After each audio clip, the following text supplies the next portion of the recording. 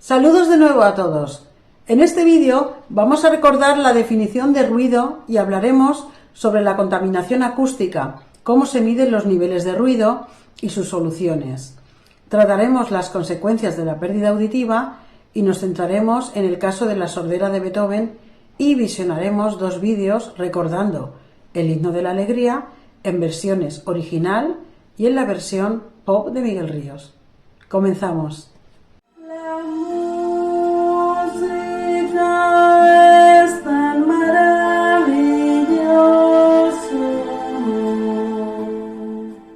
Antes de hablar sobre la contaminación acústica, vamos a recordar el concepto de ruido.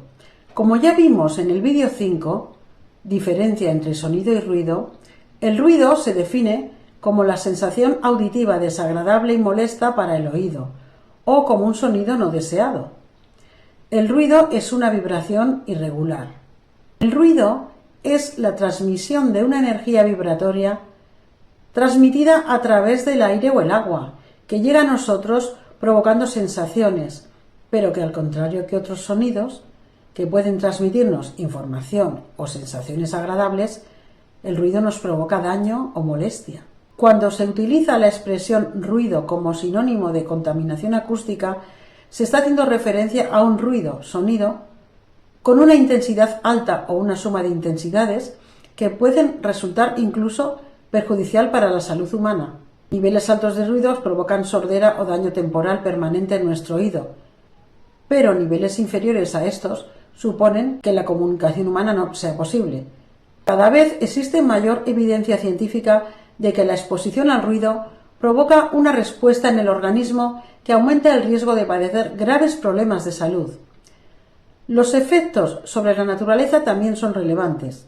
¿Cómo se miden los niveles de ruido? El principal instrumento para medir los sonidos en el aire es el sonómetro. El sonómetro es un instrumento de medida que sirve para medir niveles de presión sonora.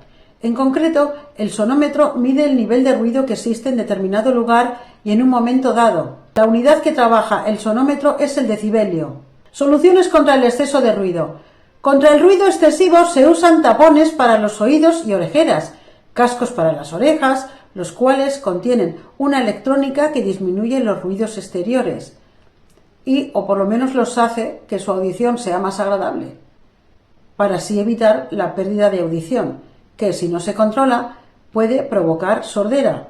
La contaminación acústica es la presencia en el ambiente de ruidos o vibraciones, cualquiera que sea el emisor acústico que los origine, que impliquen molestia, riesgo o daño para las personas, en la comunicación entre las personas, en el desarrollo de sus actividades o para los bienes de cualquier naturaleza o que causen efectos significativos sobre el medio ambiente. Consecuencias de la contaminación acústica. A nivel patológico, agitación respiratoria, aceleración del pulso, aumento de la presión arterial, dolor de cabeza y ante sonidos extremos y constantes, gastritis, colitis o incluso infartos. A nivel psicológico, el ruido puede provocar estrés, fatiga, depresión, ansiedad, histeria en seres humanos y animales. A nivel de sueño y conducta, un ruido por encima de los 45 decibelios impide conciliar el sueño o dormir correctamente. Según la OMS, no deberíamos de exceder los 30 decibelios. Esto puede provocar agresividad e irritabilidad. A nivel de memoria y atención, el ruido puede afectar a nuestra capacidad de concentración, provocando bajo rendimiento y afectando también a la memoria. Como dato curioso, el oído necesita algo más de 16 horas de reposo para compensar 2 horas de exposición a 100 decibelios. Soluciones. La Organización Mundial de la Salud señala que la concienciación de la ciudadanía es fundamental. Por ejemplo, realizar actividades de ciclo sin generar ruido excesivo. Evitar el uso del coche y optar por alternativas como la bicicleta o el coche eléctrico. Realizar obras domésticas en los horarios recomendados. Aislar los hogares con materiales absorbentes de ruido. Promover la educación ambiental entre los más pequeños.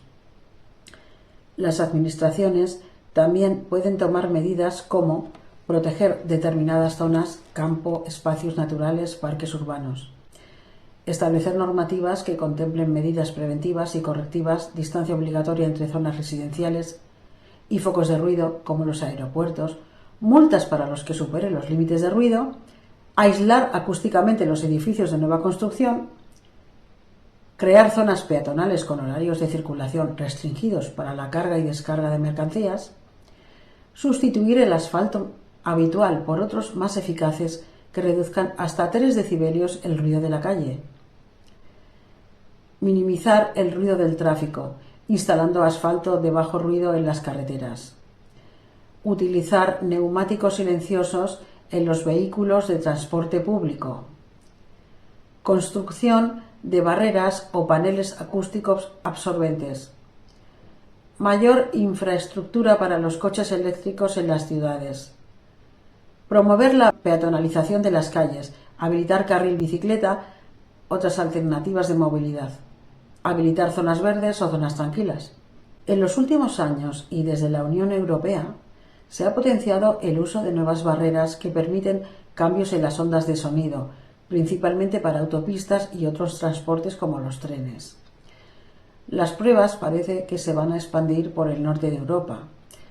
Se está trabajando en nuevos asfaltos más esponjosos y silenciosos que son mejores para el medio ambiente.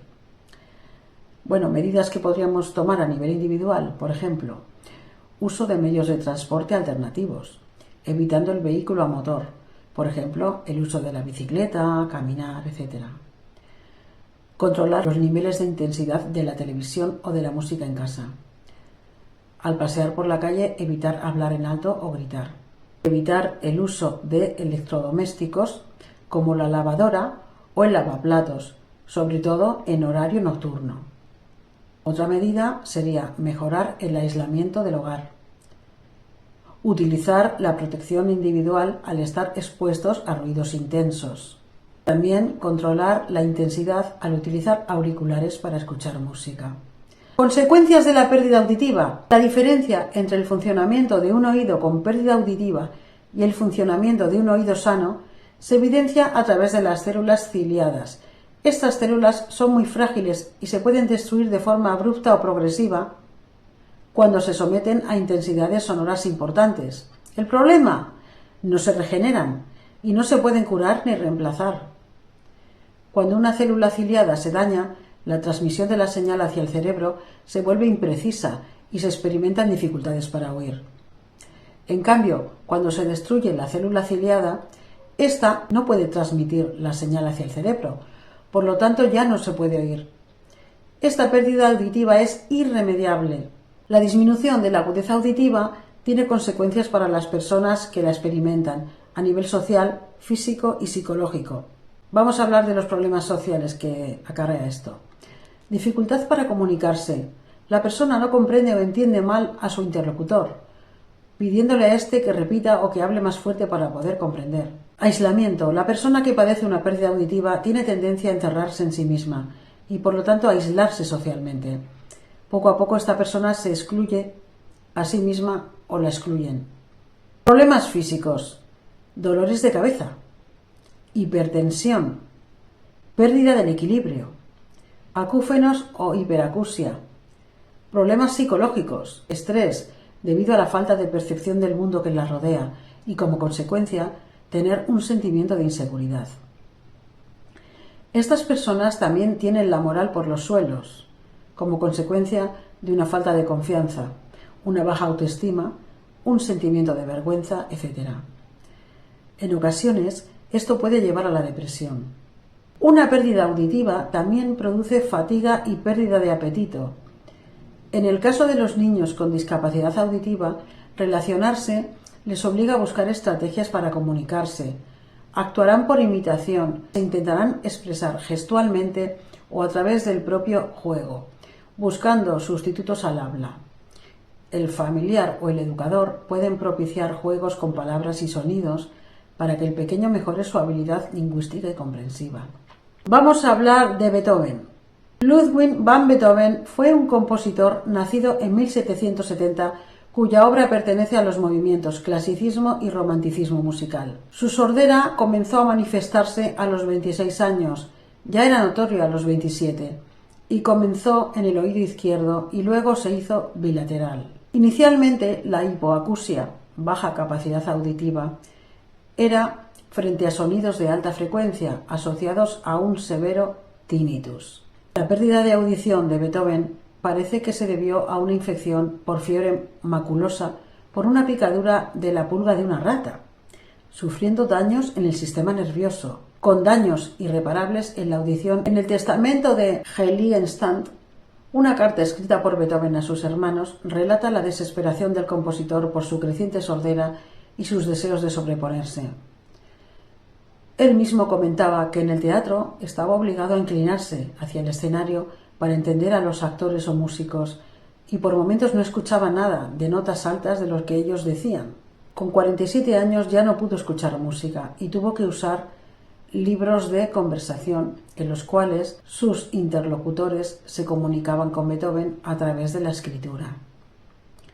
Con 48 años, la audición no le permitía la comunicación oral a pesar de los implementos que usaba.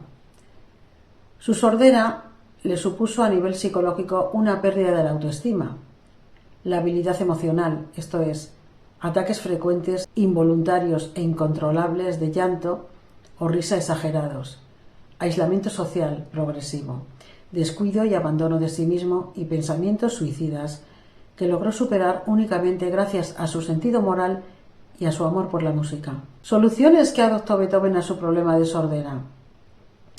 Inicialmente, Beethoven usó trompetas de oído y una varilla de madera que colocaba en sus dientes y en el otro extremo tocaba la tapa armónica del piano para tener una mejor sensación del sonido.